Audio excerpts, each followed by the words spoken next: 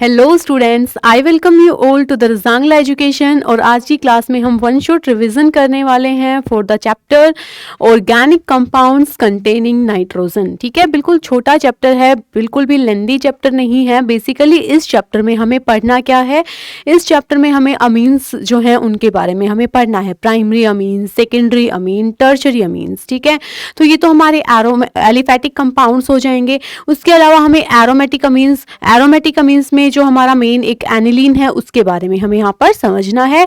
और ये जो हमारे कंपाउंड्स हैं, जो हमारे नाइट्रोजन कंटेनिंग कंपाउंड्स हैं, इनकी प्रिपरेशन कैसे होगी, इनकी प्रॉपर्टीज क्या है, केमिकली किस तरीके से ये रिएक्ट करते हैं, बेसिक पॉइंट्स जो हैं, बेसिक चीजें जो हैं वो हमें इस चैप्टर में पढ़नी है। सो स्टार्ट करते हैं अपना one shot revision without any delay. बिल्कुल छोटा सा चैप्टर है, फटाफट ही रिवाइज हो जाएगा। ठीक है, तो यहाँ पे हम सबसे पहले बात करते हैं अमीन्स के बारे में, अमीन्स की कुछ बेसिक प्रॉपर्टीज। सबसे पहले बात आती है ये कि जो अमीन्स हैं ये हमारी एलिफेटिक अमीन्स की यहाँ पे बात हो रही है। एलिफेटिक अमीन्स हमारी प्राइमरी, सेकेंडरी या फिर टर्शरी भी हो सकती है। ठीक है, जैसे कि हमारा प्राइमरी की मैं बात करूं तो ये क्या है, हो गया RNH2।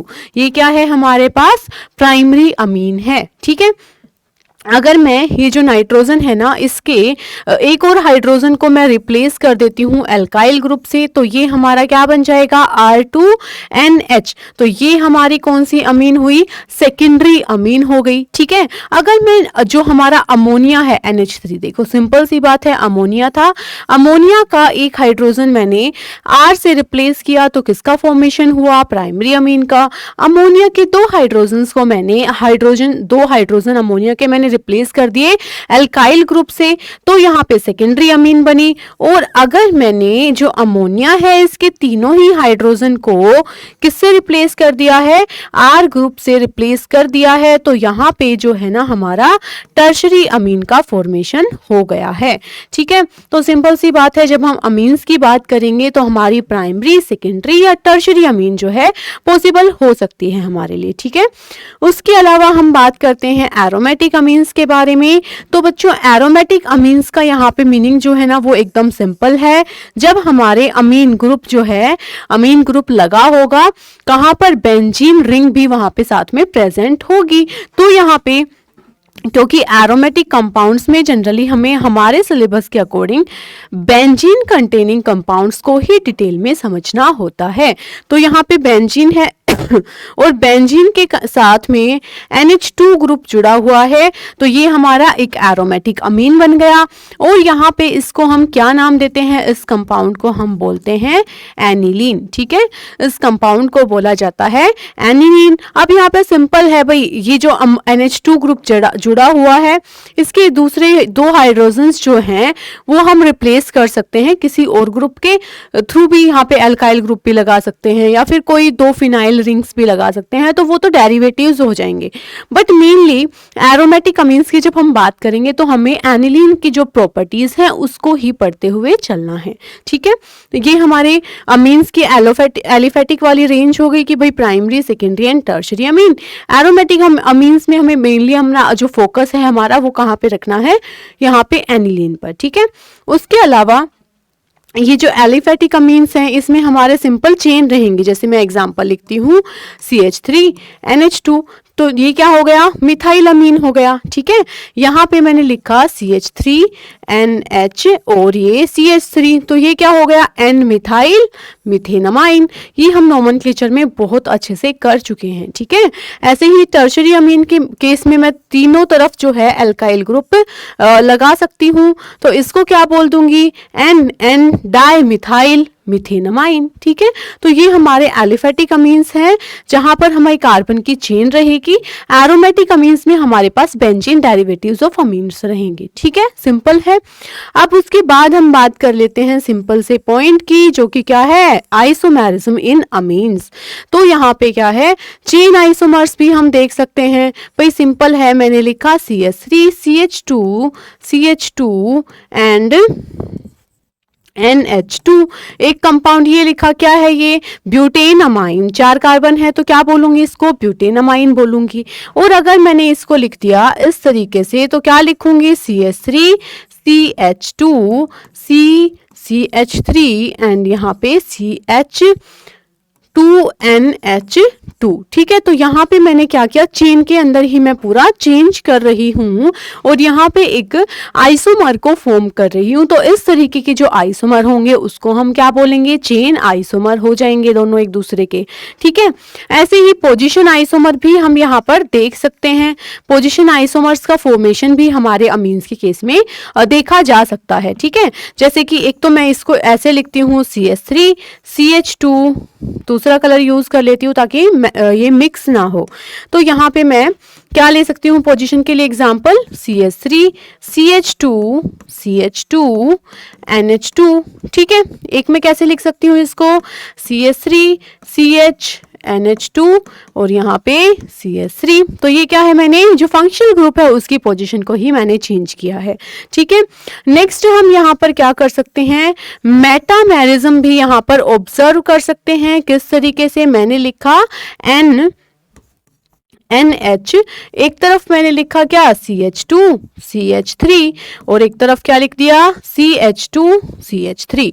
इसका मेटामर बनाना चाहूंगी तो क्या बना सकती हूँ, NH हमारा एज इट इज है, इस तरफ एक CH3 लिख देती हूँ और इस तरफ 3 कार्बन जो हैं बचे हुए वो एक तरफ लिख देती हूँ।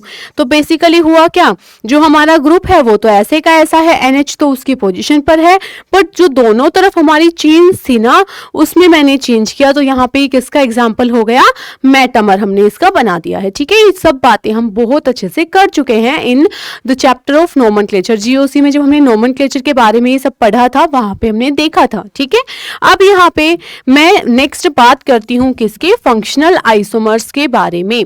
फंक्शनल आइसोमर्स कैसे बन सकते हैं, यहाँ पे बिल्कुल सिंपल है। एक तो मैं लिखती हूँ CH3 CH2 CH2 and NH2। तो ये जो है ना बच्चों, ये हमारे पास है प्राइमरी अमीन। ठीक है, ऐसे ही अगर मैं इसको लिखना चाहूं NH CH3 CH2 and CH3, तो यहाँ पे भी 3 कार्बन है, एक नाइट्रोजन है और जितने मॉलिक्यूलर फॉर्मूला दोनों ही केसेस में सेम है। बट ये वाले जो अमीन है ये कौन सी अमीन है, सेकेंडरी अमीन है। ठीक है, और ऐसे ही मैं लिखती हूँ इसको ऐसे N CH3 CH3 and CH3। तो ये भी फॉर्मूला तो सेम है, but in this case it is tertiary अमीन। तो यहाँ पर क्या हुआ, फंक्शनल आइसोमर भी हम जो हमारे अमीन्स है इनके केस में हम देख सकते हैं। ठीक है, तो डिफरेंट टाइप के आइसोमर्स हमें देखने को मिलते हैं। अमीन्स का मतलब हम समझ गए हैं, हम क्या बात कर रहे हैं यहाँ पर। एरोमेटिक अमीन्स भी हो सकती है, एलिफेटिक अमीन्स भी हो सकती है। प्राइमरी अमीन एक अलग ग्रुप है, ठीक है, सेकेंडरी अमीन एक अलग फंक्शनल ग्रुप है और tertiary amine is a different thing. ठीक है, और यहाँ पे हमें अलग अलग आइसोमर्स देखने को मिल सकते हैं for different types of amines. यहाँ पे chain isomerism, position isomerism, metamerism, functional isomerism सब यहाँ पे हमें देखने को मिल जाते हैं। ठीक है, उसके बाद हम नेक्स्ट मूव करते हैं, how can we prepare amines. हम अमीन्स को कैसे बना सकते हैं, कैसे हमें अमीन्स का प्रिपरेशन कर सकते हैं हम लोग। ठीक है, तो यहाँ पर मैं क्या बोलती हूँ सबसे पहले कि एल्काइल हैलाइड का यूज करो। किसका यूज कर सकते हैं, एल्काइल हैलाइड का। और अगर मैं एल्काइल हैलाइड लेती हूँ और इसकी रिएक्शन कर देती हूँ किसके साथ, अमोनिया के साथ, तो मेरा अमीन्स का फॉर्मेशन हो जाएगा। As simple. सिंपल क्या है, यहाँ पे यहाँ से एक हाइड्रोजन निकलेगा और यहाँ से क्या निकलेगा, एक हैलोजन निकलेगा। ठीक है, और यहाँ पर क्या फॉर्म हो जाएगा, RNH2 प्लस में HCl। तो यहाँ पे ये हमारे पास किसका फॉर्मेशन देखने को मिला, मुझे अमीन्स का फॉर्मेशन देखने को मिल गया। ठीक है, एग्जाम्पल लिखूं, एग्जाम्पल लिख देती हूँ CH3 CH2 और यहाँ पे मैंने मान लिया क्लोरो हमारा इथेन है। ठीक है, क्लोरो इथेन है। इसकी रिएक्शन मैंने अमोनिया के साथ करवाई तो बहुत सिंपल है, ये NH3 को मैंने ओपन करके लिखा, यहाँ से HCl बाहर निकाला और प्रोडक्ट क्या बन गया, CH3 CH2 NH2 प्लस में HCl। ठीक है, तो सिंपल रिएक्शन है एल्काइल हैलाइड की रिएक्शन। जब हम अमोनिया के साथ करेंगे तो हमारे प्राइमरी अमीन्स का फॉर्मेशन हमें वहां पर देखने को मिल जाएगा। ठीक है, वही अगर जो अमीन अब हमारा बना है वहां पे, या फिर यहाँ भी ले सकते हो, तो जो भी हमारा अमीन बना है प्राइमरी अमीन, इसके रिएक्शन अगर फर्दर मैं क्या करती हूँ, यहाँ पे प्राइमरी अमीन है तो इससे हम फर्दर भी आगे कन्वर्ट कर सकते हैं सेकेंडरी और टर्शरी में, वो हम आगे अभी मेथड्स देख लेंगे, ठीक है। तो यहाँ पे ये हमारा सिंपल है, एल्काइल हैलाइड्स के थ्रू मैं अपना जो है प्राइमरी अमीन्स का फॉर्मेशन कर पा रही हूँ डायरेक्ट उसकी रिएक्शन अमोनिया के साथ करके, ठीक है। अब हम यहाँ पे क्या कर सकते हैं, सेकेंड नाइट्रो कंपाउंड्स हैं, क्या है ये, नाइट्रो कंपाउंड्स हैं, या फिर मैं इसको क्या लिख दूं, नाइट्रो एल्केन्स का अगर मैं यूज करती हूँ और नाइट्रो एल्केन्स का मैं रिडक्शन कर देती हूँ, ये सब मैं इनमें से कोई भी एक यूज कर सकती हूँ। इधर I can use lithium aluminium hydride LiAlH4 या फिर SnHCl या फिर FeHCl, ठीक है। तो ये सब के सब जो है ना वो हमारे पास क्या होते हैं, रिड्यूसिंग एजेंट्स होते हैं, ठीक है। क्या होते हैं, रिड्यूसिंग एजेंट्स, और इनका जो काम है वो क्या है, रिडक्शन करवाने का काम है, ठीक है। ये रिडक्शन करवाएंगे और NO2 को NH2 में कन्वर्ट कर देते हैं। तो बिल्कुल सिंपल है, मैंने लिखा CH3 CH2 CH2 NO2, तो इसकी मैं क्या करा देती हूँ, रिडक्शन, तो मुझे क्या मिल जाएगा, CH3 CH2 CH2 NH2, ठीक है। तो नाइट्रो कंपाउंड से भी, अल्काइल हैलाइड से भी, अल्काइल नाइट्रेट से भी मैं क्या करवा सकती हूँ, अमीन्स का फॉर्मेशन करा सकती हूँ। उसके बाद हम नेक्स्ट देखते हैं क्या, साइनाइड्स के थ्रू, अल्काइल साइनाइड्स के थ्रू, या फिर अल्काइल जो हमारे CN ग्रुप के लिए हम नाइट्राइल भी यूज कर सकते हैं, इनका भी मैं अगर रिडक्शन करवाती हूँ तो मुझे क्या है, अमीन्स का फॉर्मेशन देखने को मिल जाएगा, ठीक है। तो बेसिकली हमने अभी देखा था हेलो एल्केन्स वाला चैप्टर जब हम पढ़ रहे थे कि मान लो मेरे पास क्या है, एल्काइल हैलाइड है, ठीक है। तो एल्काइल हैलाइड को अगर मैं KCN के साथ रिएक्ट करती थी तो यहाँ पे K और X बाहर निकल जाता था और RCN यहाँ पे बन जाता था, है ना। और फिर इसकी रिएक्शन अब मैं क्या कर दूं, LiAlH4 के साथ रिडक्शन कर देती हूँ, या फिर सोडियम और इथेनॉल का कॉम्बिनेशन ले सकती हूँ, तो ये मेरे पास क्या बन जाएगा, RCH2 NH2 बन जाएगा, ठीक है। तो बेसिक सा हमारा ये पॉइंट है, बहुत बड़ी इसमें कुछ वो चीज नहीं लगी हुई है कि हमें नहीं समझ में आएगा। तो बेसिकली कभी हमें अल्काइल हैलाइड है हमारे पास और हमें एक कार्बन बढ़ा के, क्योंकि यहाँ पे R है, यहाँ पे RCH2 है, एक कार्बन बढ़ा के हमें अमीन्स वगैरह चाहिए, तो हम यहाँ पे इस रिएक्शन का यूज कर सकते हैं, राइट। अब उसके बाद है नेक्स्ट, अगर हमारे पास क्या है, ये CONH2 ग्रुप लगा हुआ है, अमाइड ग्रुप लगा हुआ है, तो इसका रिडक्शन करके भी मैं इसको किस में चेंज कर सकती हूँ, अमीन्स का फॉर्मेशन मैं यहाँ से डेफिनेटली कर सकती हूँ। तो बेसिक रिएक्शन है कि किस तरीके से मैं यहाँ पे अमीन्स का फॉर्मेशन कर सकती हूँ। एग्जाम्पल के लिए मैं लिख सकती हूँ ना, CH3 CH2 और यहाँ पे मान लिया CONH2, ठीक है। इसका क्या करवाओ भाई, रिडक्शन करवाओ, लिथियम एल्यूमिनियम हाइड्राइड मैंने लिखा, और रिडक्शन होने के बाद प्रोडक्ट क्या लिख दोगे, CH3 CH2 एंड NH2, ठीक है। चलो नेक्स्ट जो हमारी रिएक्शन है, ये एक इंपॉर्टेंट नेम रिएक्शन है, इसीलिए अलग डिफरेंट से कलर से हमने इसको हाईलाइट कर दिया है। This name reaction is called Hofmann bromamide degradation reaction. क्या नाम है इसका, होफमैन ब्रोमामाइड डिग्रेडेशन रिएक्शन, ठीक है। इस रिएक्शन के दौरान हमें क्या करना है, हमें वही अमाइड लेना है, यहाँ पे अमाइड्स का यूज करके, और फिर मैं क्या करती हूँ, उनकी रिएक्शन करवाती हूँ इस कॉम्बिनेशन के साथ, Br2 ब्रोमीन विद KOH, ठीक है। तो अमाइड को जब मैं ब्रोमीन और KOH के कॉम्बिनेशन के साथ रिएक्ट करवा रही हूँ सिंपली, तो मुझे यहाँ पर क्या होगा, ये जो CO है ना, ये पूरा गायब ही हो गया, निकल गया बाहर, RNH2 बन जाएगा, और ये साइड में जो है ना बाय प्रोडक्ट बन जाएंगे K2CO3 KBrH2O। इन पे हमें मेन फोकस नहीं करना, मेन हमें यहाँ पे देखना है कि अगर मैं यहाँ पे अमाइड लेती हूँ और उसकी रिएक्शन Br2KOH के साथ करवाती हूँ तो वो पूरा CO हट जाता है और हमें यहाँ पे क्या किसका फॉर्मेशन देखने को मिलता है, अमीन्स का फॉर्मेशन देखने को मिलता है। And this is a name reaction which is called Hofmann bromamide degradation reaction. Clear है? तो यहाँ पे ना मैं लिखती हूँ क्या, एग्जाम्पल सिंपल सा मैंने लिखा CONH2, इसकी रिएक्शन करवाई किसके साथ, Br2KOH के साथ। ठीक है,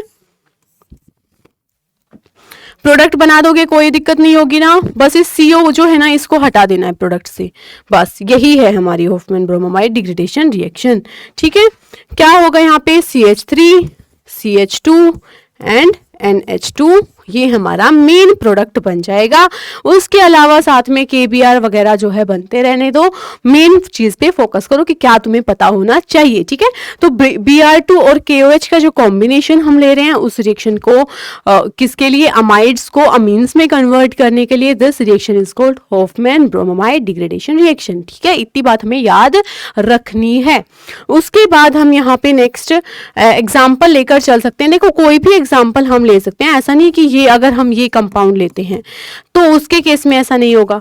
यहाँ पर भी हम कर सकते हैं, CONH2 है, इसकी रिएक्शन मैंने करवाई Br2 और KOH के कॉम्बिनेशन के साथ, तो ये भी CO गायब हो जाएगा और ये एनिलीन में कन्वर्ट हो जाएगा।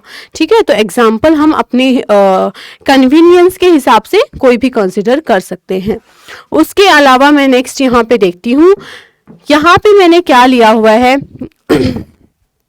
ये कंपाउंड मैंने यहाँ पे यूज किया। ठीक है, ये कंपाउंड में मैं अगर क्या करती हूँ, अल्कोहलिक KOH में इसमें ऐड करती हूँ, तो यहाँ पे सिंपल सी बात है भाई, N पे नेगेटिव चार्ज है, H के ऊपर पॉजिटिव चार्ज है। ठीक है, अब यहाँ पे KOH के साथ रिएक्शन पर क्या हुआ, देखो ध्यान से, N पे नेगेटिव और K पॉजिटिव ने H पॉजिटिव को रिप्लेस कर दिया और जो H है वो OH के साथ कंबाइन करके -H2O हो गया यहाँ पे। ठीक है, अब नेक्स्ट स्टेप में मैंने C2H5Br के साथ मैंने रिएक्शन करवाई, मींस यहाँ पे मुझे क्या करना है, कोई भी एक एल्काइल हैलाइड है ना वो लेना है, इसका यूज करना है। ठीक है, जो एल्काइल हैलाइड मैं यूज करना चाहती हूँ, जिस जो यहाँ पे R ग्रुप में ले रही हूँ ना, वो R ग्रुप मुझे वो ग्रुप लेना है जितने कार्बन मुझे अपने अमीन जो मुझे प्रिपेयर करना है उसके अंदर चाहिए। ठीक है, अब मैंने रिएक्शन की तो यहाँ पे N के साथ क्या है भाई, K और Br मिलके बाहर निकल गया, बाहर को निकला -KBr और यहाँ पे C2H5 जुड़ गया।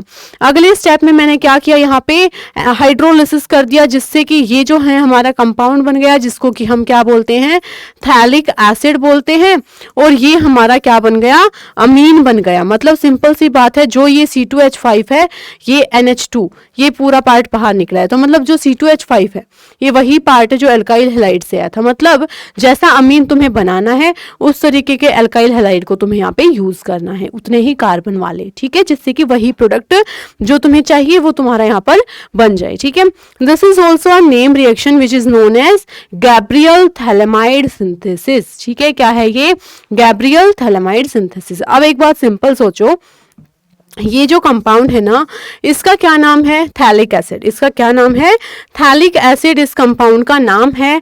ये क्या रहा होगा, सिंपल सी बात है, थैलेमाइड कैसे बनता है, मैंने यहाँ पे क्या किया, ये हमारे पास क्या है, थैलिक एसिड था, और जब मैं थैलिक एसिड को अमोनिया के साथ रिएक्ट करती हूँ, ठीक है, जब मैं थैलिक एसिड को अमोनिया के साथ रिएक्ट करती हूँ तो यहाँ पे OH और इसका एक हाइड्रोजन निकला, थोड़ा ना इसको ढंग से बना देते हैं,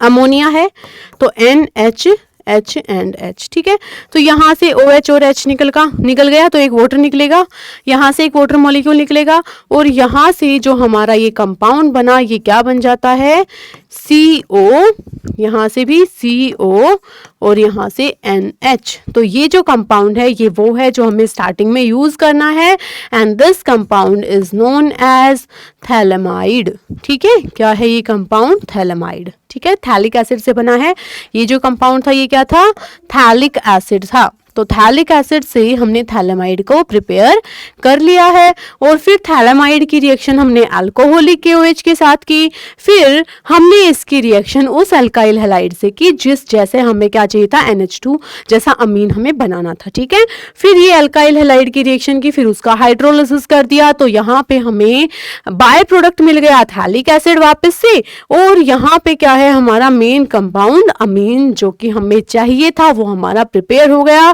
this process of synthesis of amine is known as Gabriel phthalimide synthesis. Clear है सबको?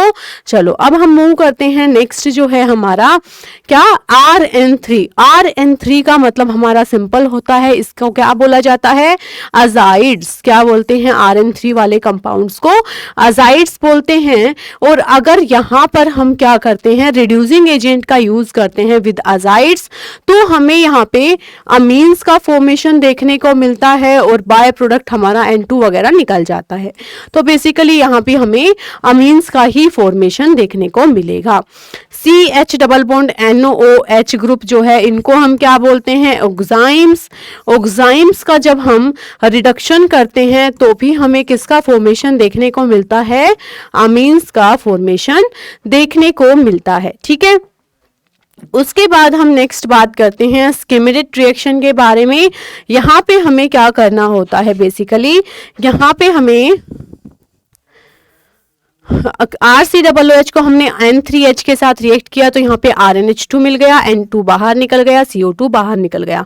मतलब यहाँ पर भी सिंपल सी बात है, अमीन की प्रिपरेशन के लिए हम इस नेम रिएक्शन का भी यूज कर सकते हैं। एज सच कोई बहुत इंपॉर्टेंट नहीं है, बट हाँ जो रिएक्शन अभी हमने रिसेंट पढ़ी है ये रिएक्शन हमें बहुत अच्छे से पता होना चाहिए। ठीक है, उसके बाद हम पहुंच गए हैं, देखो सिंपल तरीके थे, हमें अमीन्स बनाने थे, हमने अमीन्स बना लिए, बहुत सारे मेथड्स हमने देख लिए। अब हमें देखना है फिजिकल प्रॉपर्टीज ऑफ अमीन्स। तो भाई अमीन्स जो है उसमें अमोनिया के जैसी ही स्मेल होती है। अमोनिया की स्मेल कैसी होती है, बहुत पंजेंट सी अजीब सी स्मेल होती है अमोनिया की।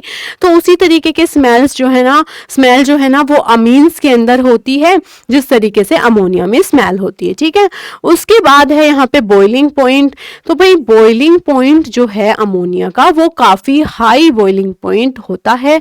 ऐसा क्यों होगा, क्योंकि जो हमारे पास अमीन्स होते हैं, अमीन्स जो हमारे पास होते हैं ना, इनमें क्या होगा भाई, इस तरीके से बहुत सारे मॉलिक्यूल्स होंगे।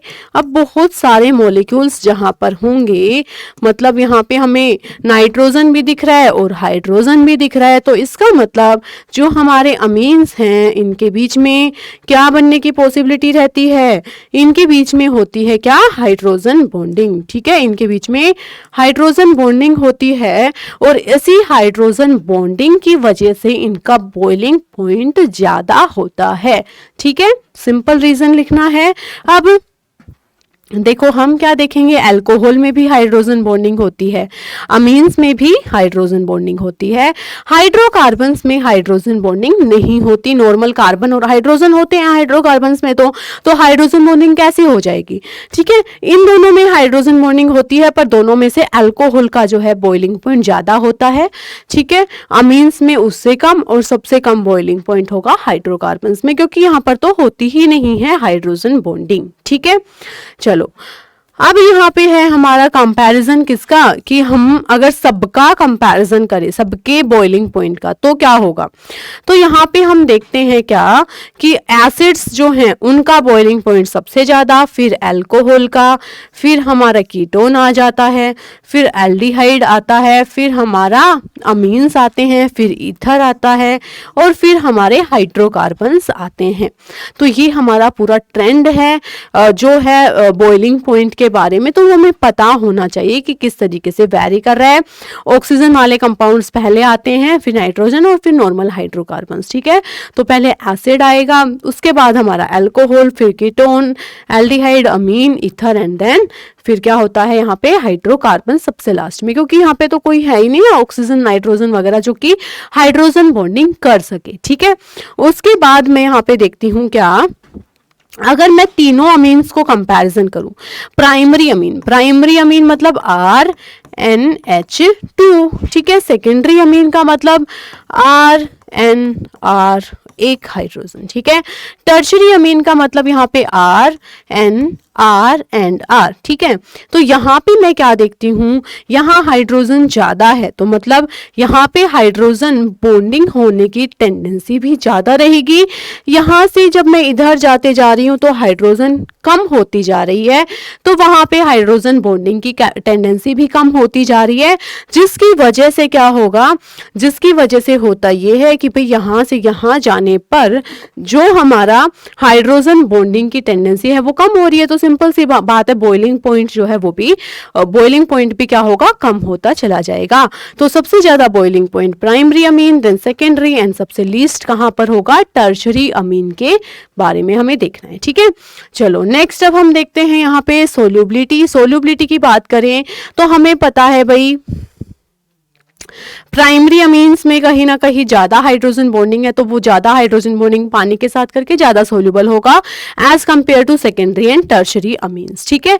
दूसरा, एक मान लो मैंने इस तरीके का अमीन लिया CH3NH2 और एक मैंने लिखा CH3 CH2 CH2 CH2 CH2 NH2, तो यहाँ पे जो हाइड्रोफोबिक पार्ट है वो बढ़ता चला जाएगा और यहाँ पे हाइड्रोफोबिक पार्ट कम है, ठीक है। तो जितनी ज्यादा चेन की लेंथ बढ़ती चली जाएगी उतनी ही सोल्युबिलिटी जो है हमारे अमीन्स की वाटर के अंदर वो क्या होगी, डिक्रीज होती चली जाएगी, क्योंकि कार्बन हाइड्रोजन जो ये हाइड्रोकार्बन पार्ट है ये पानी में थोड़ी ना घुलता है इतना अच्छे से, हाइड्रोजन बॉन्डिंग ही नहीं बना पाता ना, क्योंकि अब यहाँ पे ये पार्ट जैसे जैसे बढ़ता जाएगा तो वहां पे क्या है, हमारा सोल्युबिलिटी इन वाटर डिक्रीज होती चली जाएगी, ठीक है। यही हमने लिखा हुआ है, lower amines soluble in water due to hydrogen bonding, ठीक है ना, बट हायर अमीन्स में हाइड्रोफोबिक पार्ट इंक्रीज हो गया, that is why their solubility in water will decrease, ठीक है, याद रखेंगे इस बात को। उसके बाद हम चलते हैं नेक्स्ट पॉइंट पर, केमिकल रिएक्शंस या केमिकल प्रॉपर्टीज अमीन्स की यहाँ पर हमें समझनी है, ठीक है। तो यहाँ पर हम क्या देखते हैं, सबसे पहली बात तो ये कि वाटर के साथ रिएक्शन करने पर क्या होगा, तो हमें ना अमीन्स की रिएक्शन करनी है वाटर के साथ, तो मैंने यहाँ पे लिख लिया। सबसे पहले तो अमोनिया देख लो, अमोनिया से ही कहीं ना कहीं अमीन्स हमारे डिराइव हुए हैं, है ना। तो अमोनिया को वाटर में मिलाया तो अमोनियम हाइड्रोक्साइड बन जाता है, रिवर्सिबल प्रोसेस होता है। अमीन्स को पानी में मिलाया तो RNH3 पॉजिटिव बन गया, प्लस में OH नेगेटिव बन गया, ठीक है, कोई दिक्कत नहीं है, ओके। अब यहां पर मैं क्या ऑब्जर्व करती हूँ, यहां पर लिखती हूं मैं K की वैल्यू, तो K हम कैसे लिखते हैं, या K इक्विलिब्रियम बोल देती हूँ, क्या लिखती हूँ, प्रोडक्ट की कॉन्सेंट्रेशन डिवाइड बाय रिएक्टेंट की कॉन्सेंट्रेशन, ठीक है, लिख दिया, लिख दिया, ठीक है। अब की H2O की कॉन्सेंट्रेशन को इधर ले आती हूं, तो ये क्या हो जाएगा, RNH3 पॉजिटिव की कॉन्सेंट्रेशन OH नेगेटिव की कॉन्सेंट्रेशन डिवाइड बाय RNH2 की कॉन्सेंट्रेशन, ठीक है। अब ये जो है K इक्विलिब्रियम इनटू H2O, इसको मैं क्या लिख सकती हूँ बच्चों, KB लिख सकती हूँ, ठीक है। अब यहां से ये KB हमारा क्या हो गया, RNH3 positive OH negative RNH2 की कॉन्सेंट्रेशन लिख दिया, कोई दिक्कत नहीं है। अब यहां से ना मुझे एक बात समझ में आई, क्या बात समझ में आई, कि जितनी ज्यादा OH नेगेटिव की कॉन्सेंट्रेशन होगी उतनी ही ज्यादा मेरी KB की वैल्यू होगी, that means KB is directly proportional to concentration of OH negative, है ना। मतलब मैं क्या कह सकती हूँ, जितनी, और ये बात मुझे पता है कि OH नेगेटिव जितना ज्यादा होगा मतलब हमारा बेस उतना ही अच्छा होगा, OH नेगेटिव की कॉन्सेंट्रेशन जितनी ज्यादा होगी उतना ही स्ट्रॉन्ग हमारा बेस होगा, है ना। तो OH नेगेटिव की कॉन्सेंट्रेशन जितनी ज्यादा होगी उतनी ही हमारी OH नेगेटिव जो है उसकी वैल्यू जितनी ज्यादा होगी मतलब KB की वैल्यू हमारी उतनी ही ज्यादा होगी, ठीक है, KB की वैल्यू उतनी ही ज्यादा होगी।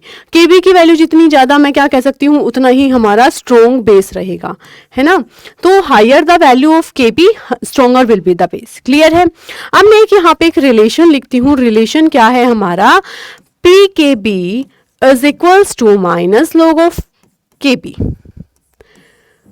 अब यहां से देखो Kb की वैल्यू जितनी ज्यादा होगी log Kb की वैल्यू भी उतनी ही ज्यादा होगी, बट ये नेगेटिव में उतनी ही ज्यादा जाएगी, मींस Pkb की वैल्यू उतनी ही कम होगी। ठीक है, तो यहां से मेरा क्या ओवरऑल रिजल्ट पॉइंट निकल के आता है, Kb की वैल्यू जितनी ज्यादा होगी उतना ही मेरा जो बेस है वो स्ट्रॉन्ग बेस होगा। ठीक है, और Pkb की वैल्यू जितनी कम होगी ना उतना ही मेरा जो है स्ट्रॉन्ग बेस रहेगा। ठीक है, तो ये बात हमें यहाँ पे समझनी है। Higher the value of Kb stronger will be the base, lower the value of Pkb stronger will be the base. ठीक है, क्लियर है सबको? ये पॉइंट हमें दो यहां से निकाल के अपने साथ लेकर चलने हैं। उसके बाद हम यहाँ पे क्या कह सकते हैं, बेसिक स्ट्रेंथ को कंपैरिजन कर सकते हैं। अमीन्स जो हैं वो ज्यादा बेसिक होते हैं as compare to ammonia. Well understood है, ये बात तो सिंपल सी है। क्यों? मैं अमीन्स लिखती हूं तो यहाँ पे RnH2 लिखूंगी, प्राइमरी अमीन है, सेकेंडरी है, टर्शरी है, वो तो आप भी देखेंगे। बट अमोनिया के केस में मैंने लिखा NH3, यहाँ पे इसका लोन पेयर है, यहाँ पे इस नाइट्रोजन का लोन पेयर है जो इसको डोनेट करना है। जब मैं RnH2 लिखूंगी तो यहाँ पे क्या देखूंगी कि यहाँ पे इलेक्ट्रॉन डोनेटिंग ग्रुप लगा हुआ है एक R, जिसकी वजह से ये और ज्यादा नाइट्रोजन के ऊपर इलेक्ट्रॉन डेंसिटी बढ़ाएगा, जिसकी वजह से इसकी बेसिसिटी बढ़ेगी। क्लियर है? यहाँ पे तीनों तरफ हाइड्रोजन जुड़े हुए होंगे नाइट्रोजन के आसपास, जो कि इतनी ज्यादा इलेक्ट्रॉन डोनेटिंग कैपेसिटी नहीं रखते हैं। तो मैं क्या कहूंगी, यहाँ पे जो हमारी बेसिसिटी है वो कंपैरेटिवली क्या रहेगी, कम रहेगी। ठीक है, तो ये ऑर्डर बिल्कुल जस्टिफाई कर रहा है, बिल्कुल क्लियर है, कोई दिक्कत नहीं है। ठीक है, तो गैसियस फेज में जब मैं बात करती हूं तो मुझे इस ऑर्डर से कोई भी दिक्कत नहीं है कि टर्शरी अमीन सबसे ज्यादा बेसिक होगा। भाई सिंपल सी बात है ना, टर्शरी अमीन के केस में क्या हो जाएगा, नाइट्रोजन के तीन तरफ इलेक्ट्रॉन डोनेटिंग ग्रुप्स लगे हुए हैं जो कि इसकी बेसिसिटी को खूब बढ़ाने का काम करेंगे। सेकेंडरी अमीन्स के केस में दो ही तरफ हमारे R ग्रुप लगे होंगे जो कि हमारे इसकी इलेक्ट्रॉन डेंसिटी को बढ़ाएंगे, और प्राइमरी अमीन्स के केस में तो हमारा एक ही R ग्रुप है। तो तीनों के कंपैरिजन में टर्शरी अमीन जो है वो हमारी सबसे ज्यादा बेसिक होगी, देन हमारी secondary, and the least basic will be the primary amine, और उससे भी लीस्ट बेसिक अमोनिया हो जाएगा, है ना। तो ये कंपैरिजन हो गया। अब यहाँ पे हम ये जो बातें कर रहे हैं ना, ये सिर्फ गैसियस फेज के बारे में है, ये बात हमें यहाँ पर याद रख के चलना है। अगर मैं यहाँ पे बात करती हूँ किसकी, एक्वस सॉल्यूशन में, तो वहां पे फर्क जो है वो पड़ेगा अलग अलग फैक्टर्स का। क्या होता है, इंडक्टिव इफेक्ट के हिसाब से तो अपना ये ऑर्डर बिल्कुल ठीक है कि टर्शरी हमारा सबसे ज्यादा बेसिक होना चाहिए, then secondary and then primary. ठीक है, बट एक फैक्टर यहाँ पे कौन सा आता है, स्टीरिक हिंड्रेंस का फैक्टर भी आता है। देखो टर्शरी अमीन में यहाँ पे तीन इलेक्ट्रॉन डोनेटिंग ग्रुप हैं। ठीक है, नाइट्रोजन को अपने बेस, अपने इलेक्ट्रॉन किसी से डोनेट करने हैं, बट यहाँ पे इतनी भीड़ है ना कि इसके इलेक्ट्रॉन को लेने आएगा कोई, अटैक कर कैसे पाएगा, स्टीरिक हिंड्रेंस है, भीड़ है, यहाँ पे बड़े ग्रुप है, बल्कि ग्रुप्स लगे हुए हैं। ठीक है, अब यहाँ पे अगर मैं देखती हूँ तो दो छोटे छोटे हाइड्रोजन है और एक एल्काइल ग्रुप लगा हुआ है, तो वहां पे क्या है, प्राइमरी अमीन के केस में भीड़ भाड़ कम है, तो वहां पे अटैक इजीली हो पाएगा, तो वहां पे अटैक इजीली हो पाएगा लोन पेयर ऑफ इलेक्ट्रॉन्स के ऊपर, तो वो एक अच्छे बेस की तरह काम कर पाएगा फॉर श्योर, है ना। तो यहाँ पे मैं क्या कह सकती हूँ कि स्टीरिक हिंड्रेंस के हिसाब से अगर मैं देखूँ तो प्राइमरी के ऊपर अटैक अच्छे से हो सकता है, तो प्राइमरी अच्छा बेस बन जाएगा, सेकेंडरी थोड़ा और मुश्किल से अपनी इलेक्ट्रॉन डोनेट कर पाएगा, और टर्शरी में तो बहुत भीड़ है तो अटैक करने वाला को बहुत दिक्कत होगी, तो वहां पे उसकी बेसिसिटी सबसे कम रहेगी। ठीक है, अब थर्ड जो फैक्टर है वो क्या है, सोल्वेशन इफेक्ट। सोल्वेशन इफेक्ट मतलब क्या, एक्वस सॉल्यूशन की बात हो रही है, पानी डाल दिया वहां पर। ठीक है, तो वहां पे क्या है भाई, पानी के अंदर हमारा अमीन जो है वो डिसोल्व होगा, तो वहां पे उसके हिसाब से जो प्राइमरी अमीन है, प्राइमरी अमीन मतलब RnH2 2, तो यहाँ पे हाइड्रोजन बॉन्डिंग ज्यादा है और R3N के केस में हाइड्रोजन बॉन्डिंग कम रहेगी। तो यहाँ पे ज्यादा हाइड्रोजन बॉन्डिंग की वजह से सोल्वेशन प्राइमरी का ज्यादा होगा, देन सेकेंडरी का, और सबसे कम टर्शरी का। तो उसके हिसाब से ऑर्डर फिर प्राइमरी, सेकेंडरी, टर्शरी। तो ये तीनों ही फैक्टर्स काम करते हैं जब हम एक सोल्यूशन की, एक्वस सोल्यूशन की बात कर रहे होते हैं। गैसियस फेज में एक ही फैक्टर हमारा काम कर रहा होता है, tertiary. Amine is more basic than secondary than primary. But solvation में 2-3 फैक्टर, एक्वस सोल्यूशन में 2-3 फैक्टर्स हमारे काम करते हैं इकट्ठा। तो एक ओवरऑल रिजल्ट हमें क्या मिलता है वो हमें समझ लेना है, ठीक है। तो यहाँ पे हम यहाँ पे क्या लिखते हैं कि अगर हम यहाँ पे किसकी बात कर रहे हैं, एक्वस सॉल्यूशन की बात कर रहे हैं, ठीक है, एक्वस सॉल्यूशन की बात कर रहे हैं, तो हमारा जो ऑर्डर है वो कुछ इस तरीके से बनता है। किसके केस में? मिथाइल अमीन के केस में, मिथाइल अमीन CH3NH2 के केस में, ठीक है, या फिर CH3NHCH3 बोलूं, या फिर NCH3CH3CH3, ठीक है। तो ये मिथाइल अमीन्स जो हैं उनके केस में हमारा सेकंड 1 एंड देन 3 ये ऑर्डर बनता है बेसिसिटी का, ठीक है। और इथाइल अमीन्स जो हैं उनके केस में हमारा ऑर्डर क्या बनता है? Secondary then tertiary and the least is primary. Clear है सबको? ठीक है। अब उसके बाद हम बात करते हैं basicity of aliphatic and aromatic amines. बहुत सिंपल सी चीज है ये, देखो जरा ध्यान से। मैंने यहाँ पर क्या लिखा? CH3CH2NH2। ये जो है ये है मेरे पास एलिफैटिक अमीन। क्या है ये? मेरे पास एलिफैटिक अमीन है। और यहाँ पे जो मैं लिख रही हूँ ना, ये मेरे पास यहाँ मैंने क्या लिखा? एरोमेटिक अमीन लिखा, ठीक है। एलिफैटिक अमीन में तो बेनिफिट हो रहा है, उसको टोटल बेनिफिट है क्या? कि यहाँ पर हमारा एक एल्काइल ग्रुप लगा हुआ है, ठीक है।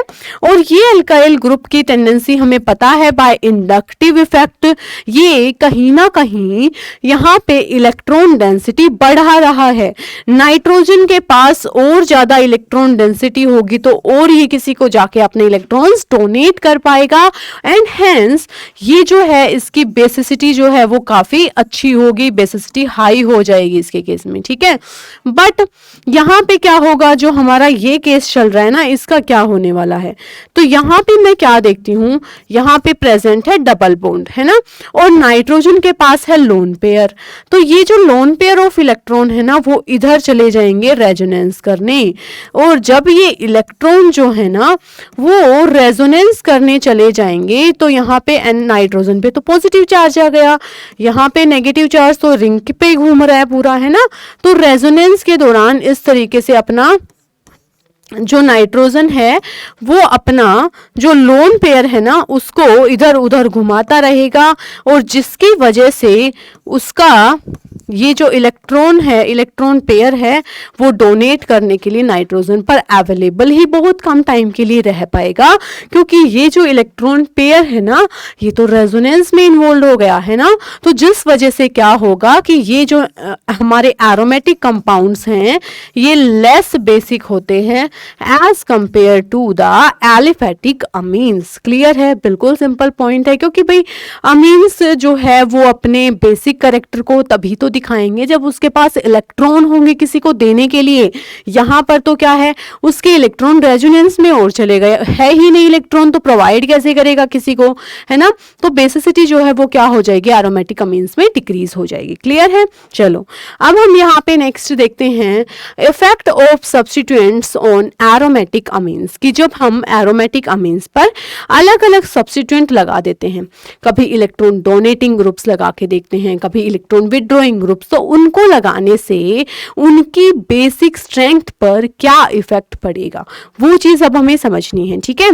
तो यहाँ पे हम क्या देखते हैं कि ये हमारे कुछ ग्रुप्स होते हैं जो कि इलेक्ट्रॉन डोनेटिंग ग्रुप्स के एग्जांपल मैंने लिख लिए, क्या क्या? CH3 हो गया, OCH3 हो गया, NH2 हो गया, ठीक है। तो ये हमारे इलेक्ट्रॉन डोनेटिंग ग्रुप्स हैं। वही हेलोजेंस हो गए, NO2, CN, COOH, ये सब कैसे ग्रुप्स हैं? इलेक्ट्रॉन विड्रॉइंग ग्रुप हैं, ठीक है। तो अब सिंपल सी बात है, देखो ये हमारे पास NH2 ग्रुप है, ठीक है। NH2 को अपना नाइट्रोजन के पास जो लोन पेयर है वो किसी को डोनेट करना है, क्लियर है ना। अब मान लो इस NH2 के साथ डायरेक्टली और इनडायरेक्टली कोई इलेक्ट्रॉन खींचने वाला ग्रुप तुमने लगा दिया, तो वो तो उसकी इलेक्ट्रॉन डेंसिटी को कम कर देगा ना, तो नाइट्रोजन को दिक्कत होगी ना अपने इलेक्ट्रॉन को किसी को डोनेट करने में, है ना। और इलेक्ट्रॉन डोनेटिंग ग्रुप लगाऊंगी तो वो इलेक्ट्रॉन भेजेगा नाइट्रोजन की तरफ, जिसकी वजह से नाइट्रोजन के ऊपर इलेक्ट्रॉन डेंसिटी बढ़ेगी और वो और अच्छे से किसी को इलेक्ट्रॉन डोनेट कर पाएगा। सिंपल बात है ना। तो इलेक्ट्रॉन डोनेटिंग ग्रुप जो है ना वो क्या करते हैं, बेसिक स्ट्रेंथ को इंक्रीज करते हैं, जबकि जो हमारे इलेक्ट्रॉन विड्रॉइंग ग्रुप है ना वो हमारे बेसिक स्ट्रेंथ को डिक्रीज करते हैं। ओवरऑल पॉइंट ये है हमारा, ठीक है। अब उसके बाद हम क्या देखते हैं, चाहे इलेक्ट्रॉन को विड्रॉ करने का काम हो चाहे इलेक्ट्रॉन को डोनेट करने का काम हो, दोनों ही काम पैरा पोजीशन से बहुत अच्छे से हो पाते हैं। पैरा पोजीशन समझ रहे हैं ना हम। अगर हम यहाँ पे एनिलीन की बात कर रहे हैं तो ये जो है ना बच्चों, ये इसकी ऑर्थो पोजीशन होती है, ये जो दो पोजीशंस हैं ये इसकी मेटा पोजीशन होती है और ये वाली इसकी पैरा पोजीशन होती है। तो जो इफेक्ट लगता है, इधर वो इलेक्ट्रॉन को विड्रॉ करने का इफेक्ट हो, इधर वो हमारा इलेक्ट्रॉन को डोनेट करने का इफेक्ट हो, दोनों ही इफेक्ट हमारे पैरा पोजीशन से बहुत अच्छे से लग रहे होते हैं, ठीक है। अब यहां पे मैं क्या देखती हूं, ortho isomer will be less basic than aniline. जो ऑर्थो वाले आइसोमर्स रहेंगे, जब ऑर्थो पोजीशन के ऊपर कुछ भी लगेगा, चाहे वो इलेक्ट्रॉन डोनेटिंग ग्रुप लगे चाहे वो इलेक्ट्रॉन विड्रॉइंग ग्रुप लगे, कुछ फर्क नहीं पड़ता। बस अगर ऑर्थो पोजीशन पे कुछ भी लग गया ना तो उसकी बेसिसिटी हमेशा डिक्रीज होगी, बिल्कुल कम हो जाएगी, नॉर्मल एलिनीन जो है उससे भी कम हो जाएगी, ठीक है। इलेक्ट्रॉन विड्रॉइंग लगेगा तो भी कम होगी, इलेक्ट्रॉन डोनेटिंग ग्रुप लगेगा तो भी उसकी इलेक्ट्रॉन डेंसिटी जो है वो क्या होगी, कम होगी, मतलब उसकी बेसिसिटी कम हो जाएगी, ठीक है।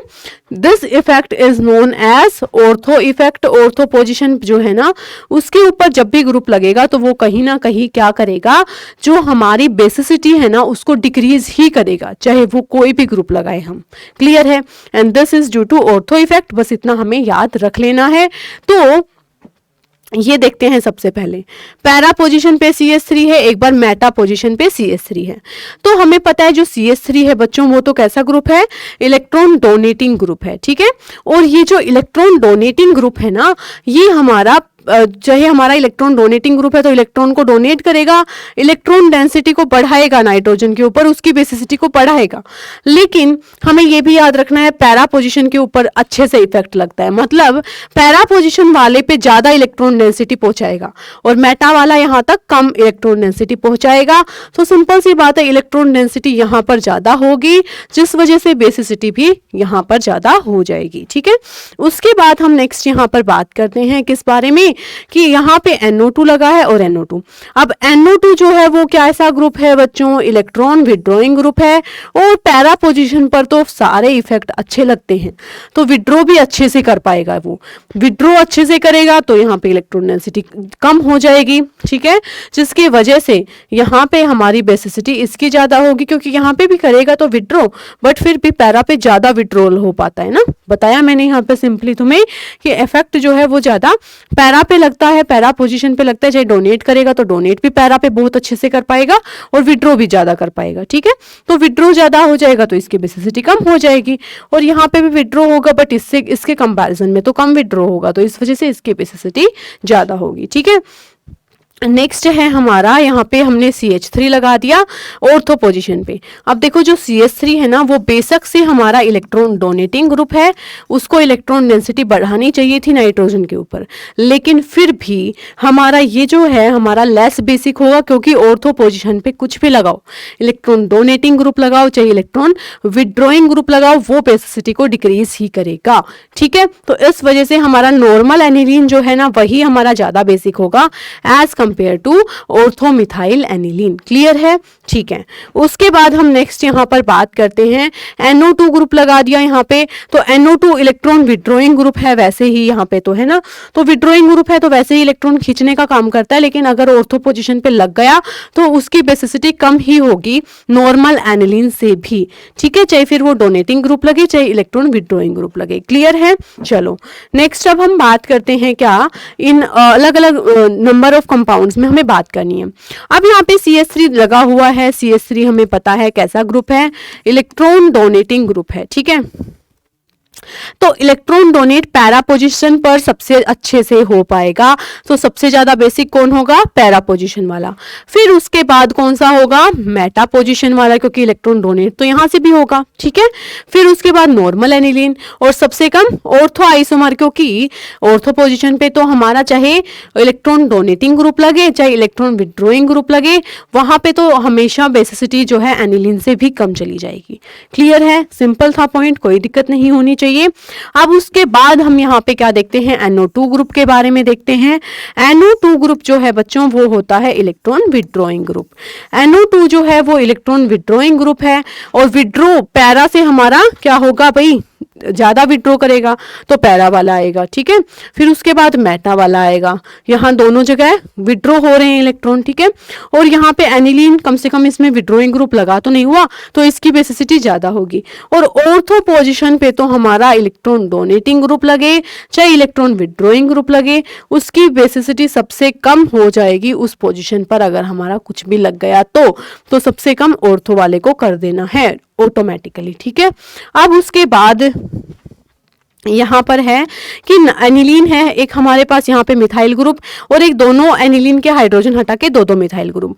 तो हम समझ सकते हैं CH3 इलेक्ट्रॉन डोनेशन का काम करेगा तो इलेक्ट्रॉन डेंसिटी नाइट्रोजन के ऊपर बढ़ाएगा, तो जितनी CH3 लगाते जाओगे हाइड्रोजन को हटा के, जितने एल्काइल ग्रुप लगाओगे तो बेसिसिटी उतनी ही बढ़ती हुई चली जाएगी। ठीक है, नेक्स्ट यहाँ पे हम देखते हैं एनिलीन है, फिर यहाँ पे C6H5 है, और फिर यहाँ पे एक और फिनाइल C6H5 जो है वो हमारी इसी तरीके के रिंग डिफाइन कर रहे हैं। ठीक है, तो यहाँ पे तो इलेक्ट्रॉन जो है नाइट्रोजन के वो इधर जा रहे थे रेजोनेंस में, यहाँ पे तो इधर भी जा सकते हैं और इधर भी, और ज्यादा रेजोनेंस की पॉसिबिलिटी हो गई तो उसके इलेक्ट्रॉन और ज्यादा बिजी रहेंगे, है ना। यहाँ पे नाइट्रोजन के इलेक्ट्रॉन इधर भी जा सकते हैं रिंग की तरफ, और दो रिंग और लगी हुई है ऐसी ही, तो वहां पर भी इलेक्ट्रॉन्स हमारे बिजी रहेंगे, तो वहां पे ज्यादा रेजोनेंस में बिजी रहेगा तो अवेलेबिलिटी जो है किसी भी अटैकिंग स्पीसीज के लिए कम हो जाएगी, तो उसकी बेसिसिटी कम हो जाएगी।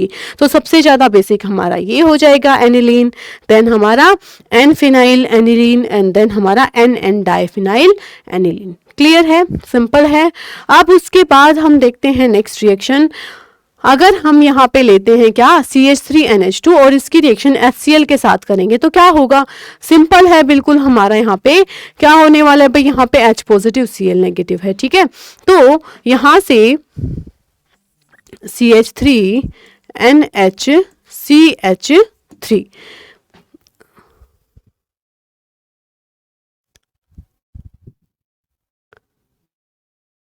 अच्छा यहाँ से हो जाएगा CH3NH3 positive and Cl negative. ठीक है, ऐसे ही H पॉजिटिव जो है H पॉजिटिव अटैक कर देगा इस नाइट्रोजन के ऊपर लोन पेयर पे, और यहाँ पे क्या बनेगा फिर NH3 positive and then Cl negative, means यहाँ पे सोल्ट का फॉर्मेशन हो जाएगा जब भी हमारा एसिड के साथ रिएक्शन हमारे अमीन्स देंगे, क्योंकि अमीन्स का नेचर कैसा होता है, बेसिक नेचर होता है, और जब वो एसिड के साथ रिएक्ट करेंगे तो वो किसका फॉर्मेशन करेंगे, सोल्ट का फॉर्मेशन कर लेंगे। सिंपल रिएक्शन थी। ठीक है, कंफ्यूज नहीं होना देख के कि यहाँ पे कौन सा रिएक्शन होने वाला है।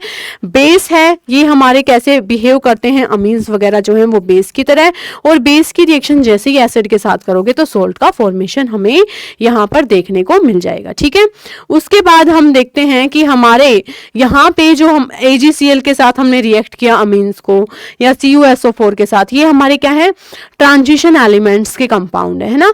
तो ये जो हमारे ट्रांजिशन एलिमेंट्स के साथ कंबाइन करके अमीन्स जो हैं वो किसका फॉर्मेशन करते हैं, कोऑर्डिनेशन कॉम्प्लेक्स का फॉर्मेशन कर रहे होते हैं। ठीक है, तो यहाँ पे कोऑर्डिनेशन कॉम्प्लेक्स का फॉर्मेशन हमें यहाँ पे देखने को मिल जाएगा। क्लियर है?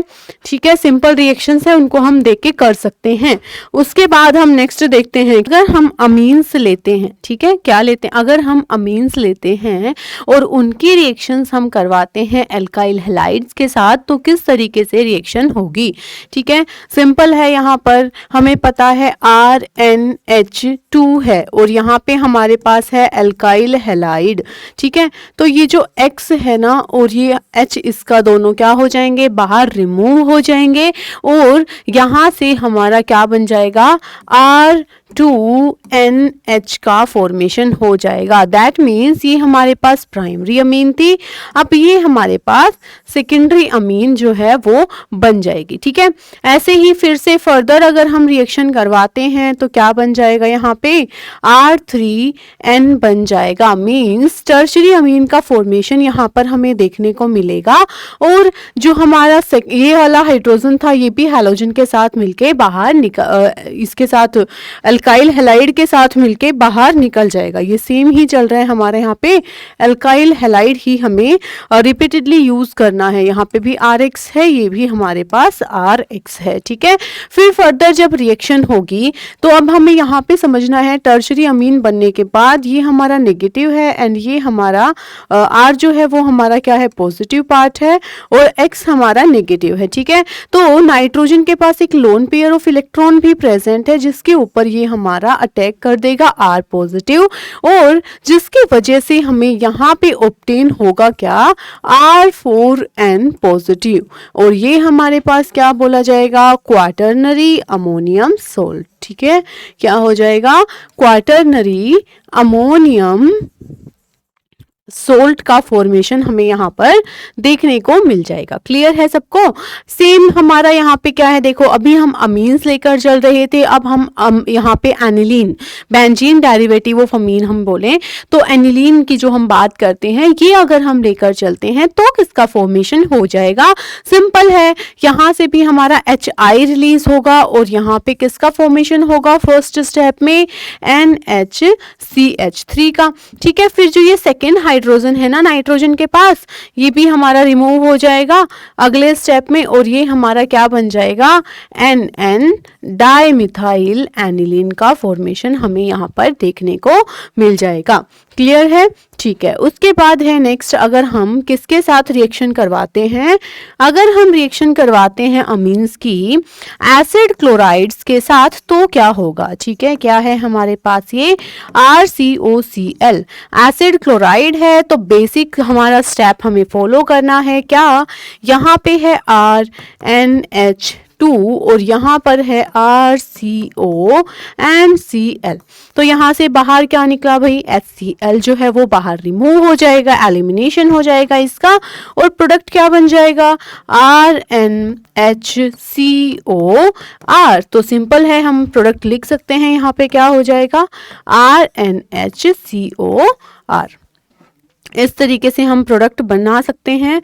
ऐसे ही जब हम एसिड क्लोराइड की रिएक्शन किसके साथ करेंगे, यहाँ पे इसकी रिएक्शन जब हम करेंगे एनिलीन के साथ तो NHCOR का यहाँ पे फॉर्मेशन हमें देखने को मिलेगा। ये हमारा क्या बन जाएगा, एसिटिनलाइड का फॉर्मेशन हो जाएगा। ठीक है, तो ये बेसिक हमारी रिएक्शंस हैं जिनको हम कर सकते हैं। उसके बाद है नेक्स्ट कि ये सेम ही रिएक्शन रिपीटेडली हमें, अच्छा ये गिवन है तो यहाँ पे देखो RNH2 है, ये वाली रिएक्शन है, ये दूसरी है RNH2 है। ठीक है, इसकी रिएक्शन हमने बेंजीन और बेंजीन पर क्या प्रेजेंट है, COO एंड Cl, तो यहाँ से बाहर क्या निकला, HCl। ठीक है, तो प्रोडक्ट का फॉर्मेशन क्या हो जाएगा, यहाँ से COO और यहाँ इस तरफ लग जाएगा हमारा NHR। ठीक है, तो ये हमारा N एल्काइल क्या है भाई, N के पोजीशन के N के साथ क्या जुड़ा हुआ है, एल्काइल ग्रुप, तो ये क्या है, N एल्काइल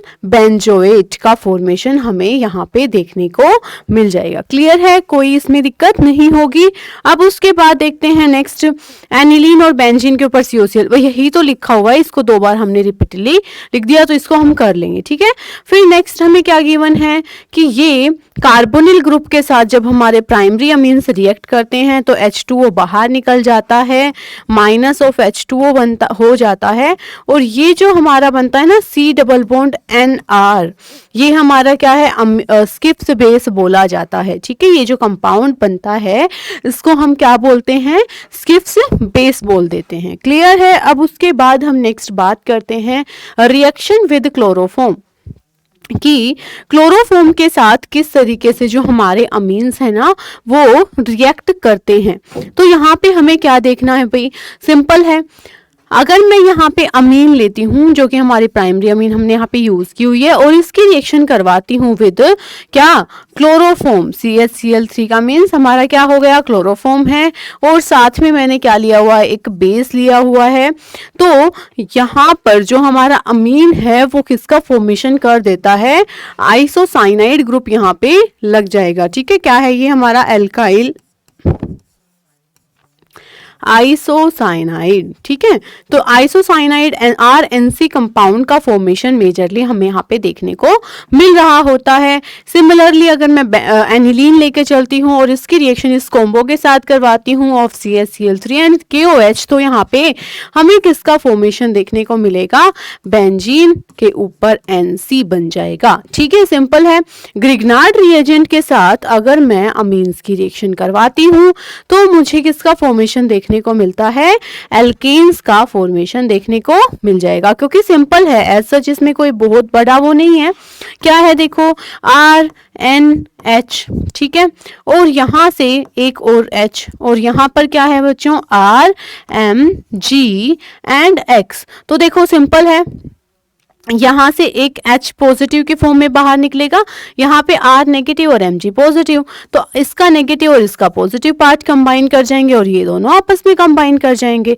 तो RH that means alkane plus में हमारा MgX NHR, ये कंपाउंड एक्स्ट्रा में जो है वो हमें मिल जाएगा इस रिएक्शन के दौरान। ठीक है, तो सिंपल रिएक्शन है, ऐसा कोई बहुत अलग रिएक्शन नहीं है।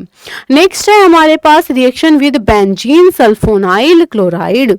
ठीक है, कि अगर मैं बेंजीन सल्फोनाइल क्लोराइड के साथ हमारे जो अमीन्स हैं इनकी रिएक्शन करवाती हूँ, देन व्हाट विल हैपन। तो सबसे सिंपल बात ये है कि ये जो हमारा कंपाउंड है इसी को हम क्या बोलते हैं, इसी को हम बोलते हैं हिंसबर्ग रिएजेंट। ठीक है, ध्यान रखेंगे कि इसको benzene sulphonyl chloride, benzene sulphonyl chloride ये कंपाउंड है, बेंजीन के ऊपर SO2Cl जुड़ा हुआ है। ठीक है, तो ये कंपाउंड क्या है, बेंजीन सल्फोनाइल क्लोराइड। ठीक है, इस कंपाउंड को जब मैं रिएक्ट करती हूँ प्राइमरी अमीन के साथ तो यहाँ पे क्या फॉर्मेशन होता है, देखो ये जो हमारा हिंसबर्ग रिएजेंट है ना, ये हमारा डिफरेंशिएट करने में भी यूज होता है।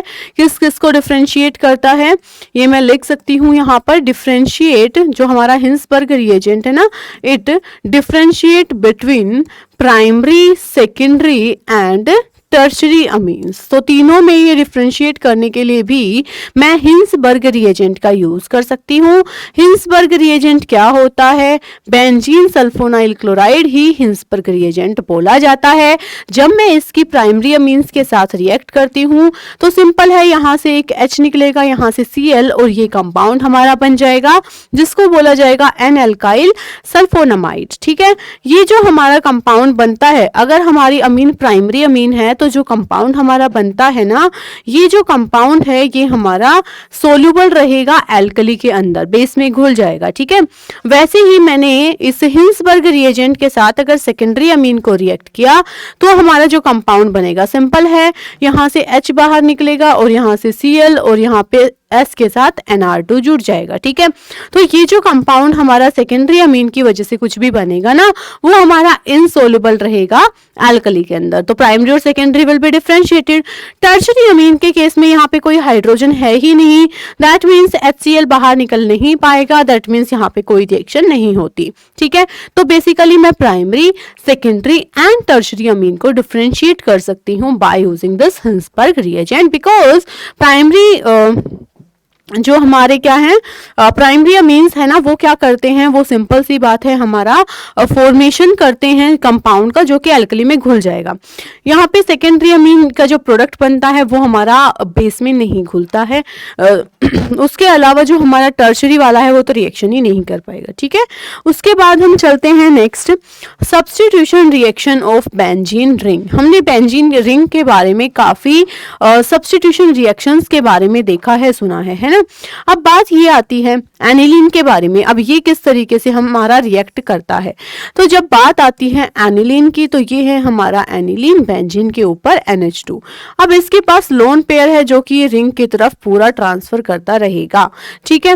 बट दिक्कत क्या है ना, जनरली जो हमारे इलेक्ट्रॉन डोनेटिंग ग्रुप्स होते हैं वो ऑर्थो पैरा डायरेक्टिंग ग्रुप्स होते हैं, है ना, जो रिंग की तरफ अपने इलेक्ट्रॉन्स देंगे। सिंपल बात है। लेकिन यहाँ पे हम क्या कहते हैं कि जो एनिलीन है वो मोर रिएक्टिव है देन बेंजीन रिंग, क्योंकि बेंजीन की रिंग के कंपैरिजन में यहाँ पे एक इलेक्ट्रॉन डोनेट करने वाला पूरा ग्रुप लगा हुआ है, तो ये हमारा इलेक्ट्रॉन डोनेटिंग ग्रुप होने की वजह से ये बहुत ज़्यादा रिएक्टिव है। इस वजह से हमें ऑर्थो पैरा मेटा हर जगह पे सब्स्टिट्यूशन देखने को मिलता है इन केस ऑफ एनिलीन, ठीक है। तो यहाँ पे हम क्या कहते हैं कि अगर मैं इस एनिलीन का, ये जो हमारे पास एनिलीन है, इसका एसिटाइलेशन कर दूँ using acetic anhydride in presence of pyridine, तो उससे क्या होता है कि ये हमारा सिर्फ और सिर्फ ऑर्थो एंड पैरा डायरेक्टिंग की तरह ही बिहेव करेगा, देन वो अपना मेटा डायरेक्टिंग नेचर नहीं दिखाएगा, ठीक है।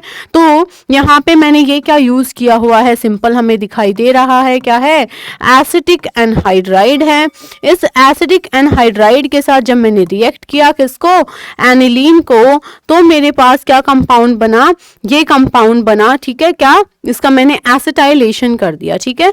जैसे ही मैंने इसका एसिटाइलेशन किया तो यहाँ पे क्या है, अब हमें इसका मोनो सब्स्टिट्यूटेड प्रोडक्ट मिलेगा, ठीक है।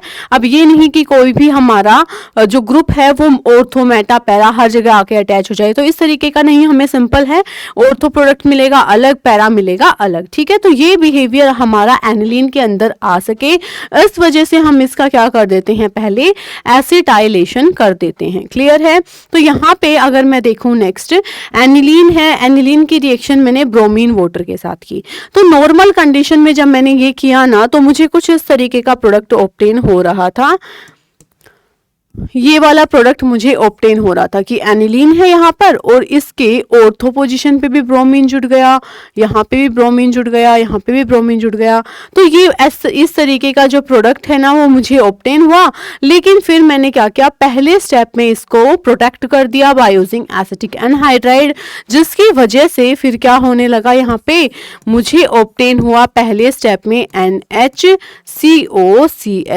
एसिटिनलाइड। अब उसके बाद जब मैंने इसकी रिएक्शन की तो मुझे इस तरीके से अलग अलग प्रोडक्ट्स का जो है ऑब्टेन मुझे हो गई, जैसे कि यहाँ पे मुझे मिला क्या, ऑर्थो पोजीशन के ऊपर हमारा ब्रोमीन जुड़ा और दूसरे केस में हमारा यहाँ पे पैरा पोजीशन के ऊपर एनिलीन जुड़ गया, ठीक है। इस तरीके से मुझे प्रोडक्ट अलग मिल गए। अब इसकी रिएक्शन जब मैं फर्दर हाइड्रोलिसिस कर देती हूँ इसका, तो ये NHCOCH3 जो है वो वापस से एनिलीन में कन्वर्ट हो जाता है और यहाँ से फिर हमें नॉर्मल जो कंपाउंड्स मिलने चाहिए उस तरीके के कंपाउंड्स जो है ना हम ऑब्टेन कर पाते हैं, ठीक है। तो ये सिंपल सी रिएक्शन हमारी यहाँ पर हो गई है, इसमें आई थिंक किसी को कोई दिक्कत नहीं होगी। जो मल्टी हमारे सब्स्टिट्यूटेड प्रोडक्ट हैं वो हमें मिलते हैं अगर हम एसिटिक एनहाइड्राइड का in presence of pyridine use ना करके हम डायरेक्ट इसकी रिएक्शंस करवाते हैं, इलेक्ट्रोफिलिक एडिशन करवाते हैं, तो ठीक है, सिंपल पॉइंट है। इसलिए हम एसिटिक एनहाइड्राइड का यूज करके फिर इसका पहले प्रोटेक्शन कर देते हैं, प्रोटेक्शन करने के बाद फिर रिएक्शन करवाते हैं जिससे कि हमें मोनो सब्स्टिट्यूटेड प्रोडक्ट मिलते हैं और फर्दर फिर जो हमारा ये प्रोटेक्शन वाला पार्ट है ना इसको हटा सकते हैं हम by doing it's hydrolysis. Simple है। चलो उसके बाद हम नेक्स्ट देखते हैं क्या, नाइट्रेशन। तो जब बात आती है नाइट्रेशन की तो फिर से ऐसा ही कुछ होगा, है ना। यहाँ पे नाइट्रेशन भी हर जगह देखने को मिलेगा नॉर्मल कंडीशंस में, तो जो कि हमें नहीं चाहिए बिल्कुल भी, है ना।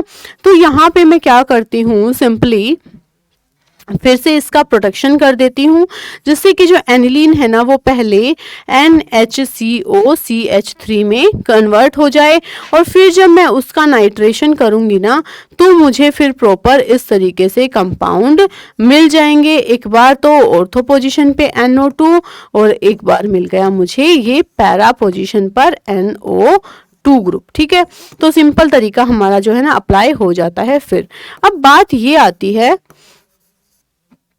कि ये प्रोटेक्शन करने से आखिर हो क्या जाता है।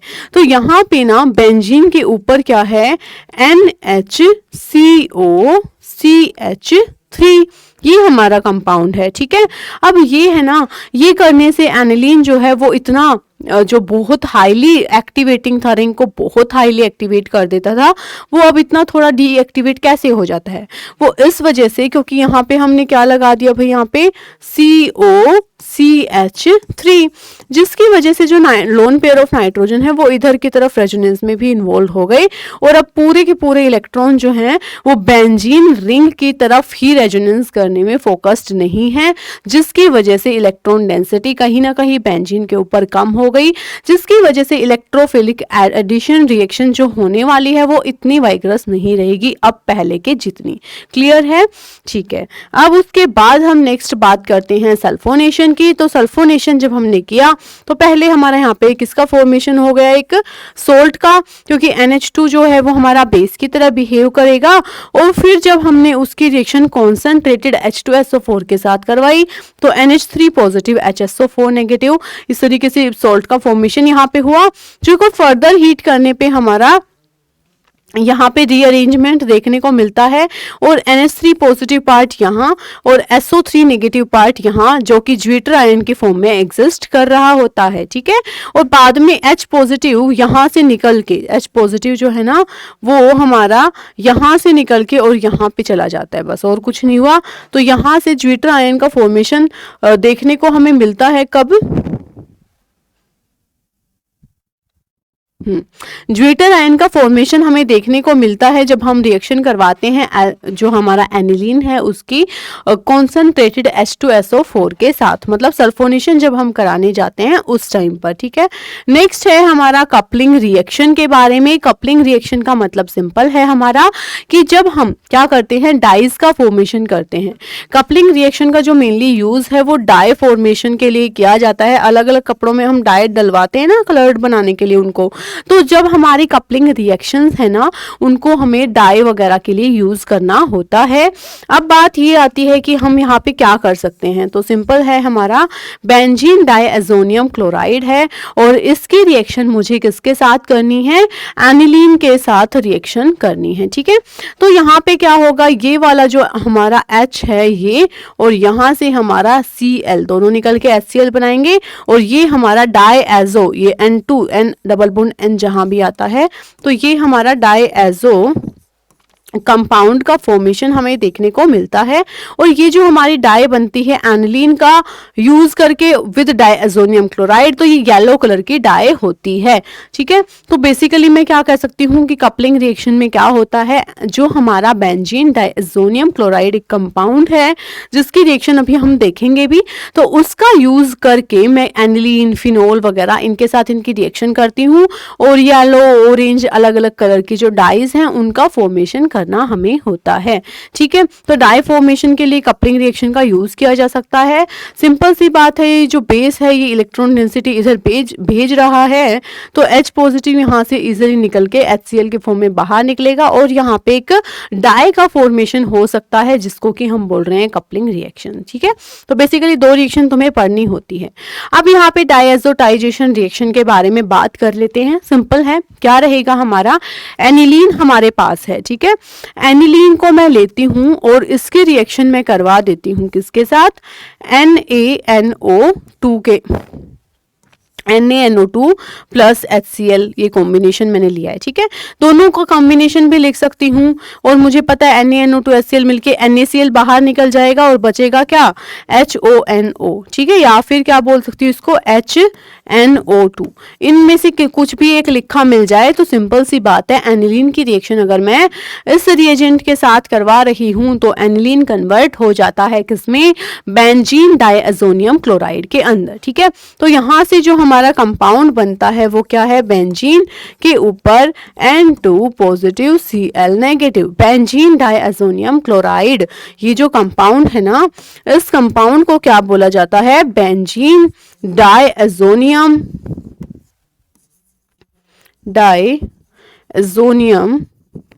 क्लोराइड। ठीक है, ये जो बेंजीन डाइअज़ोनियम क्लोराइड है इसका फॉर्मेशन वाया यूजिंग एनिलीन, यही जो हमारी रिएक्शन है ना, इसी को तो हम बोलते हैं क्या, डाइएज़ोटाइजेशन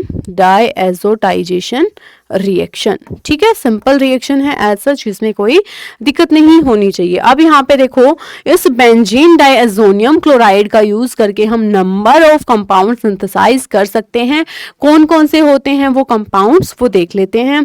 अगर मैं इसकी रिएक्शन बेंजीन डाइअज़ोनियम क्लोराइड की रिएक्शन HbF4 के साथ करती हूँ और साथ में हीट भी करती हूँ, तो यहाँ पे जो कंपाउंड बनता है वो क्या है, फ्लोरोबेंजीन है। क्या कंपाउंड हमारा बन गया यहाँ पे, फ्लोरोबेंजीन।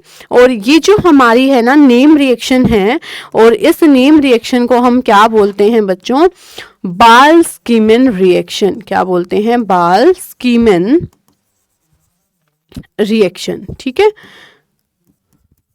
सिंपल है। उसके बाद हम नेक्स्ट यहाँ पर बात करते हैं किस रिएक्शन के बारे में, HbF4 के साथ, मतलब फ्लोरोबेंजीन में बना लेती हूँ पहले, फिर सेकेंड स्टेप में, ये सेकेंड स्टेप में मैं NaNO2 के साथ भी इसको ट्रीट करती हूँ, तो मेरा यहाँ पे फॉर्मेशन मुझे देखने को मिलेगा किसका, नाइट्रोबेंजीन का। ठीक है, किसका फॉर्मेशन देखने को मिलेगा, नाइट्रोबेंजीन का फॉर्मेशन मुझे देखने को मिल जाएगा। ठीक है, उसके बाद चलो नेक्स्ट रिएक्शन पर देखते हैं। HNO2 के साथ और कॉपर Cu2O के प्रेजेंस में रिएक्ट करती हूँ तो भी मुझे क्या मिलेगा, नाइट्रोबेंजीन ही ऑब्टेन हो जाएगा। अगर मैं रिएक्शन करती हूँ तो यहाँ पे देखो सिंपल है, एक तो KCl बाहर निकल जाएगा, N2 पूरा बाहर निकल जाएगा और SH यहाँ पे जाके कंबाइन हो जाएगा। ठीक है, तो यहाँ पे बेसिकली मुझे बेंजीन थायोल देखने को मिलता है। ठीक है, क्या देखने को मिलता है प्रोडक्ट में, बेंजीन थायोल। ठीक है, नेक्स्ट जो स्टेप है उसमें मैं क्या करती हूँ, फिनोल के साथ रिएक्ट करती हूँ। तो जैसे अभी मैंने जो मैंने कपलिंग रिएक्शन पढ़ी थी ना, वहां पे मैंने किसके साथ रिएक्शन किया था, इसकी एनिलीन के साथ। सेम प्रोडक्ट बनेगा एज इट इज, बस यही NH2 की जगह यहाँ पे OH रहता है। तो फिनोल ले सकते हैं, एनिलीन ले सकते हैं, वहां पे कपलिंग रिएक्शन ही होती है जब हम उनको ट्रीट करते हैं विद बेंजीन डाइअज़ोनियम क्लोराइड। ठीक है, तो यहाँ पर क्या होने वाला है, बेसिकली जो हमारा कंपाउंड है, प्रोडक्ट है, वो कुछ इस तरीके से दिखेगा कि जो हमारा OH है वो तो ऐसे का ऐसा है, और यहाँ पे N डबल बॉन्ड N, और यहाँ पे फिर है हमारा ये। ठीक है, तो ये हमारी जो, जब हम फिनोल के साथ बनाते हैं ना, तो ये जो हमारी डाई बनती है, ये कौन से कलर की, ऑरेंज कलर की डाई हमें ऑब्टेन होती है फिनोल के साथ। एनिलीन के साथ हमें येलो कलर की डाई ऑब्टेन हो रही थी। क्लियर है। अब उसके बाद KI के साथ अगर मैं रिएक्ट करती हूँ तो मुझे ऑब्टेन हो जाता है आयोडोबेंजीन। कॉपर विद HX में रिएक्ट करती हूँ तो ये जो रिएक्शन होती है ना कॉपर के साथ HX की प्रेजेंस में, तो ये होती है बच्चों गाटरमैन रिएक्शन। इन सबको हमें अच्छे से याद रखना है। गाटरमैन रिएक्शन में हमारा जो भी HX का मैं जो X यूज करूंगी वो हेलोजन यहाँ पर जुड़ जाएगा। ठीक है, अगर क्लोरीन लिया है तो क्लोरीन जुड़ेगा और ब्रोमीन लिया है तो ब्रोमीन जुड़ जाएगा, कोई इसमें दिक्कत नहीं रहेगी। उसके बाद Cu2X2 अगर मैं लेके चलती हूँ और HX लेके चलती हूँ, तो Cu2X2 लेके जब मैं चलती हूँ तो ये जो रिएक्शन होती है इसको बोला जाता है सैंड मेयर रिएक्शन। कौन सी, सैंड मेयर रिएक्शन। और यहाँ पर मुझे हैलोजन यहाँ पर जुड़ता हुआ दिखाई देता है। ठीक है, उसके बाद यहाँ पे मैंने यूज किया क्या, इथेनॉल को जब मैं बेंजीन डाइअज़ोनियम क्लोराइड के साथ रिएक्ट करती हूँ तो मुझे ऑब्टेन होता है बेंजीन। H3PO2 के साथ भी N2 पॉजिटिव Cl नेगेटिव हट जाता है, जिसकी वजह से मुझे ऑब्टेन होता है बेंजीन। ठीक है, H2O के साथ जब मैं बेंजीन डाइअज़ोनियम क्लोराइड को ट्रीट करती हूँ तो मुझे ऑब्टेन होता है क्या, फिनोल। ठीक है, क्या ऑब्टेन होता है, फिनोल ऑब्टेन हो जाता है। ठीक है, तो बेसिकली ये जो सारी रिएक्शंस हमने पढ़ी है ये हमें अच्छे से पता होना चाहिए। इन सभी के सभी टॉपिक्स में कोई हमें दिक्कत नहीं होनी चाहिए। ठीक है, क्लियर है सबको? आई होप ये सब रिएक्शंस जो है ना वो बेसिकली क्या है हमें याद रखनी है। हमें क्या करना है कि भाई अमीन्स हैं, primary amine, secondary amine, tertiary अमीन है, ठीक है, सब आइसोमर्स हैं। प्राइमरी अमीन कैसे हम प्रिपेयर कर सकते हैं, फिर उसके बाद कैसे कैसे किसके साथ रिएक्ट करने पर क्या क्या रिएक्शंस होती हैं। बेंजीन डाइएज़ोनियम क्लोराइड बहुत इंपॉर्टेंट कंपाउंड है जो कि हम एनिलीन से ऑब्टेन कर सकते हैं बाय डाइएज़ोटाइजेशन रिएक्शन। ठीक है, और फिर उस बेंजीन डाइएज़ोनियम क्लोराइड से हम नंबर ऑफ कंपाउंड्स को सिंथेसाइज कर सकते हैं, है ना। तो ये बेसिक बातें ही तो हमने पढ़ी, छोटा सा एकदम चैप्टर है हमारा ये। तो हमें क्या करना है, रिवीजन करना है, नंबर ऑफ क्वेश्चंस को प्रैक्टिस करना है, और यहाँ पे हमारा जो वन शॉट है वो इस चैप्टर के लिए हो जाता है कंप्लीट। हमें बस इस चैप्टर को अब रिवाइज करना है, ठीक है, क्वेश्चंस को प्रैक्टिस करना है। तो उसके बाद हम मिलते हैं नेक्स्ट जो हमारी वन शॉट रिवीजन क्लास होने वाली है उसमें। Till then goodbye, take care.